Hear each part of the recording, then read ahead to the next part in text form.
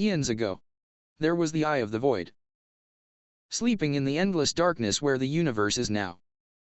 Dormant, for eternity. Or at least what was expected. Echoing in the darkness, breaking the silence, it awoke. Shaking the foundations of existence, tearing the space and time that did not exist.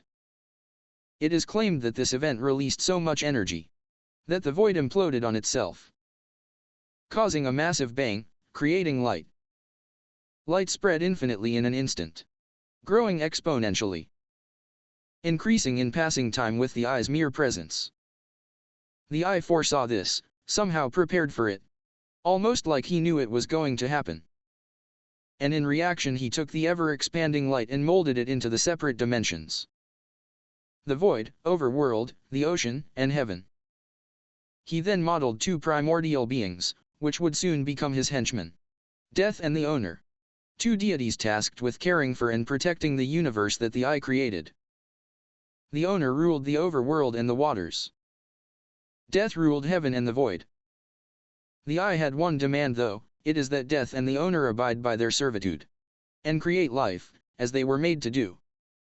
In the end, they followed their creator, making many forms of life: dragons, titans, worms, dinosaurs, golems, zombies, and mummies in the overworld. Sharks, krakens, fish, crabs, starfish, whales, jellyfish, sea orzes, and octopus in the waters. And the void and heaven remained as just residences for Death and the Owner respectfully. But fortunately, the Eye of the Void was displeased with Death's creations. Mutated abominations of flesh and mysticality, seeing them as unfit and unworthy. So, he got rid of them, believing that unpleasant creations should not plague the perfect universe. This made Death angry. He wanted to make his creator proud, yet only failed. In retortion, he asked for the Owner's help in overthrowing their creator, and promised to share the universe with him. When the Owner refused, he angrily left his realm and set out to destroy the Eye of the Void. When meeting the Eye, he attacked him, stabbing him in the pupil with a spear. And his blood leaked from the wound. Death drank from it, achieving power like none other. He then, in a new empowered state, banished the Eye of the Void from his realm of origin, leaving him with only half of his power.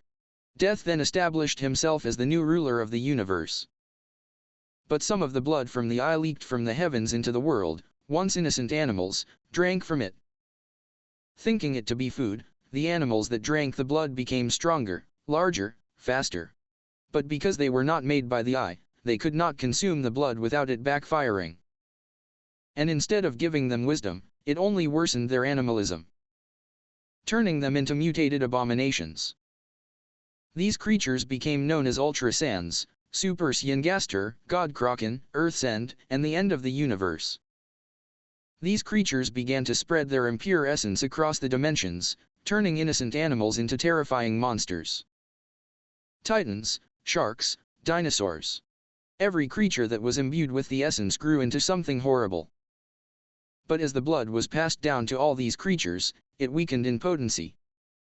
Animals that consumed the blood later were weaker than the ones before it, leaving the early birds as apex predators in their own right.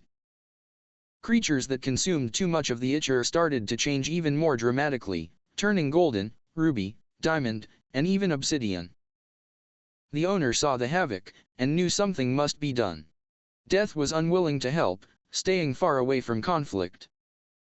So he was forced to face it alone. The Owner knew that fighting all of those creatures would be useless, so he created a new species to help fight. Humans. Humans were blessed with a fragment of the Owner's own being, tasked with using that power to create tools to fight the monsters. So they began to work for many years. And after a while, they forged it. A weapon so powerful it could match even the Eye of the Void himself. The Rainbow Magical Sword. The sword was strong enough to fight off the creatures, and with the essence of the Owner. It could purify the animals, but not all wanted to use the power for good. One man, with an unknown name, only wished to use the Owner's power for his own goal, none of which were good. He begged for help from the other humans, to help him achieve his selfish goals. But none listened. He was angered, enraged. He wanted nothing to do with the owner, believing him to be an authoritarian, and not realizing human desires. So, he secretly took the rainbow magical sword in the night, fleeing with it. On his journey far away, he finds a mutated monster, a fog kraken. Slaying it, he drinks from its blood, wanting the wisdom of deities, wanting power, as much of it as he could take. But his selfish doings got the best of him. The blood was not compatible, and he too mutated, just as the humans found him, becoming darkness. In fear, he fled into the skies, far away from the land he once called home. Alone, he wandered endlessly, until he reached the void, where he found death. Death promised him all he could desire, only if he served him. Darkness agreed, and became his servant. And they still to this day work side by side. Back in the overworld, the humans had regained the rainbow magical sword, using its creation powers to make new tools. Meshs, coils, swords, axes, hammers, bombs, crossbows, turrets, daggers, shields, guns, and other things. And tame once corrupted animals, humans used these tools to ward off creatures. Some of these weapons were also imbued with the power of the rainbow magical sword, becoming especially more powerful than other weapons. Some of these included the light magical sword, the dark magical sword, the dark heart, Illumina, and others. These weapons could purify monsters just like the rainbow magical sword, but all of them could only be wielded by those the owner considered worthy.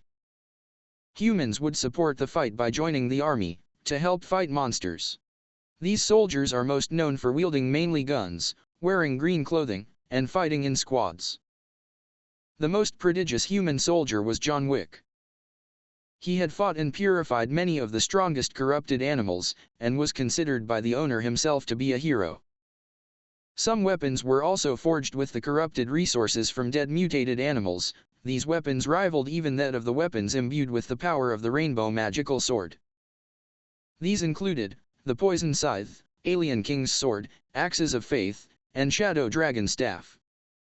While the owner and humans continued to work closely together, Death was preparing Darkness to invade the overworld, where Darkness would corrupt humans with his power, and turn them against the owner. So, on a dreary, cold night, Darkness invaded, taking over the humans and leading them helplessly against the owner. The owner was unaware of Darkness's presence, believing the humans to have turned against him. So, he fled, saddened by what he assumed to be his creation's rebellion against him. The owner now remains an enemy of the humans, all due to a misinterpretation. But Darkness did not leave immediately, he stayed, performing horrendous experiments on captured human guinea pigs, combining them with monster DNA, mutating them, stripping them of their consciousness and reason. He took their meshs, and infused them with monster DNA as well, causing them to come to life, growing a mind of their own. They grew large, and stronger. And Darkness considered them a success. They remain mass-produced to this day, serving as soldiers for Death's bidding. But the mutated humans weren't as lucky. Their ability did not impress Darkness, fearing that this failure would get him punished by Death if he ever found out. He abandoned them, leaving them to die. And die they did. Many fell, nearly going extinct. But the few that survived adapted to their new life, and managed to escape near extinction. Without the guidance of the owner, after a while, humans abandoned their mission of purifying the corrupted monsters, allowing them to multiply evermore, growing to greater numbers than ever imagined. While humans remained holed up in their safe place. One human that remembered the owner and his support was a descendant of John Wick, who carried the same name, who became a legendary warrior, working with the small groups that remained loyal to the owner. He still to this day continues to fight in the owner's honor, along with other soldiers, continuing the cause.